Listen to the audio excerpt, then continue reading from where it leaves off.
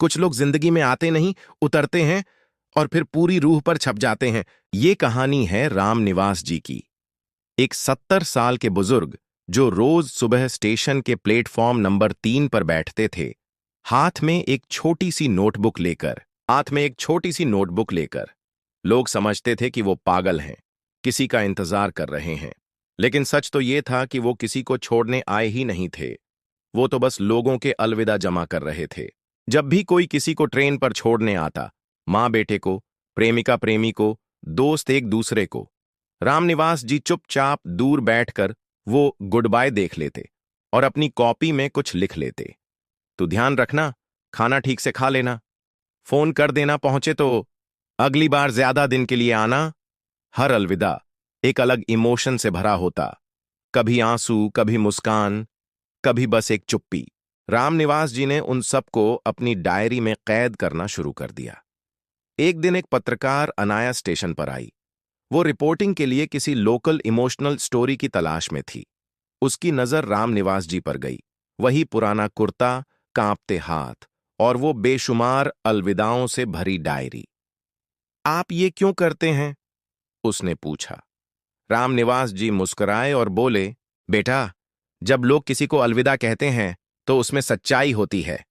उस वक्त कोई झूठ नहीं बोलता।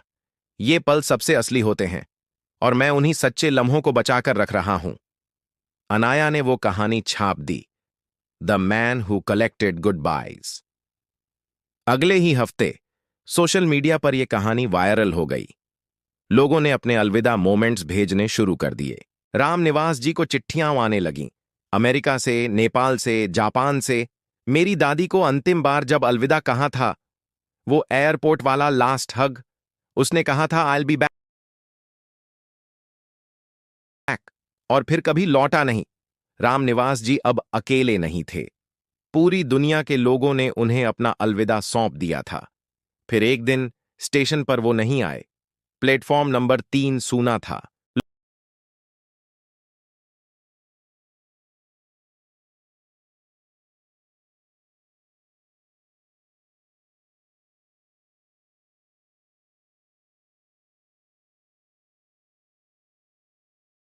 लोग ढूंढते रहे, लेकिन बस उनकी कॉपी मिली, जिसमें आखिरी पन्ने पर एक नोट लिखा था, मैंने बहुत से अलविदा सुने, अब मेरा भी वक्त है।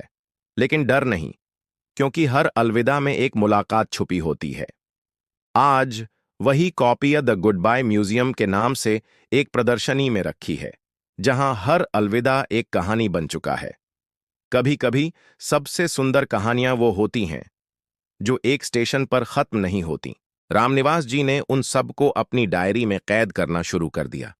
रामनिवास जी मुस्कुराए और बोले, लोग समझते थे कि वो पागल हैं, किसी का इंतजार कर रहे हैं। कुछ लोग जिंदगी में आते नहीं, उतरते हैं और फिर पूरी रूह पर छप जाते हैं। लेकिन सच तो ये था कि वो किसी को छोड़ने आए ही नहीं थे।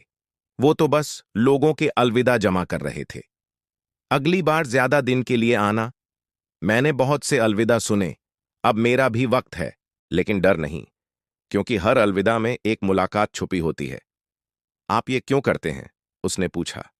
फोन कर देना पहुंचे तो, कभी कभी सबसे सुंदर कहानियां वो होती हैं जो एक स्टेशन पर खत्म नहीं होती। लाइक, शेयर, सब्सक्राइब और कमेंट में बताओ, कौन था वो जिसे तुमने आखिरी बार अलविदा कहा था।